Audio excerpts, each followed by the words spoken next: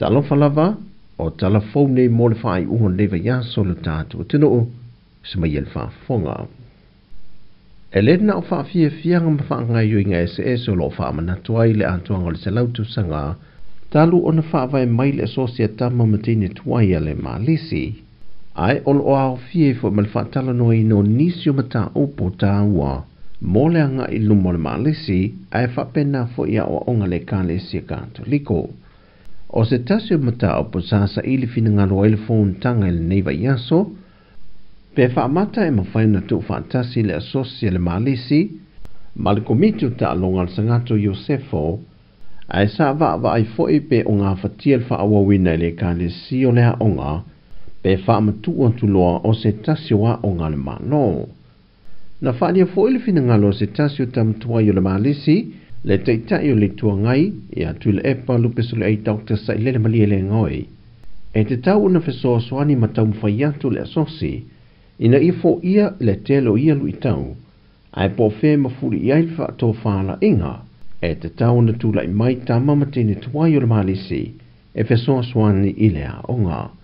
Sau no foi tui le epa, o le wha ngā yo ingo le kodisia le ka le sia le tau ngofie, mai a le wawe whaia se fo, e ono o atu le tūlanga o le tāpo nia, e o se whenanga lo foi o le fionga te tai o le tuangai, e mafuli lo ne foi ta ofi masana lango lango, e au o na whaatu mawina pea o ngā tūlanga lua, e wha wau na sila sila tuto pea, i kodisia le ka le sia.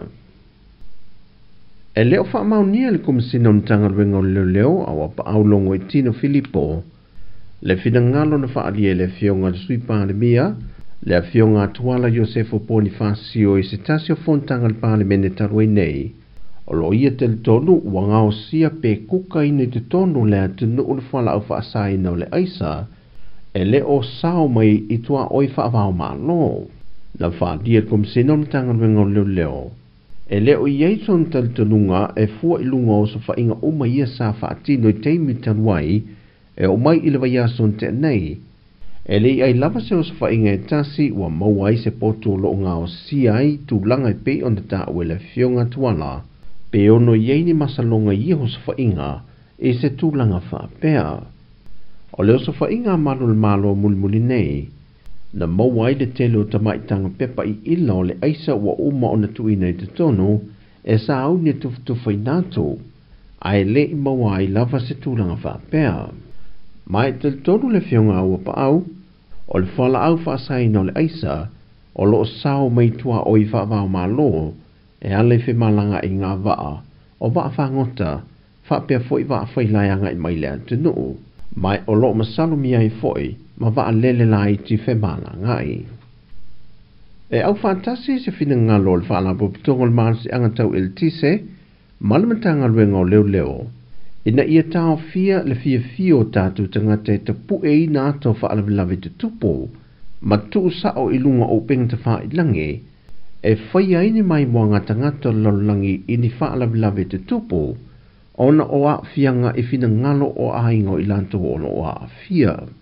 E a fua se fina ngalo le whaalapo tongon maasi angatau el tise, ona o leo o mawhai ona toi maa malama se tasio lau whai ngaluenga, na si paka i le aso lua le waiaso le nei, au whaati no ai ngā ruenga i lungo pomoli le anga i moto tua.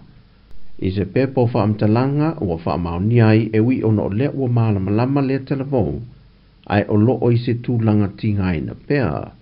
O lo tālu sanga mai fo il whaalapo pitonga o le malusi angatau el tise, ia i lantou ia sa po i ina lantou wata video, e na ia halolofa e ave ese ma ilano, e le o se tūlanga wha alo pe fesoasoani foi, e le ngata o le ua afia, ai wha pēnā foi o na tau ainga. Ona o wha maumaunga alimtanga ringol soi fua maloloina ua wha ai titia, ma o atu lava ina tasi vai aso ma masina, i lato wolo o afia pe i siama o le fiva pona evi po le tenki fiva. Wa manatu el wha urulungol tanga ringa ia ai ono Dr. Alec Eke Roma, wa te taulo na ave e sea le polo ingo wha lavi wha fosei, mo le wha mai o le fiva pona iwi. O le porkalame na tanga ringo le soi fua malolo ina na sau noa ai le ofisa sili. Peitai, E le manino mai po ole a whaatino loa le tūlanga o lona whina ngalo. Paule tu mauti no lo ia i le temile nei fua i wha mau maunga.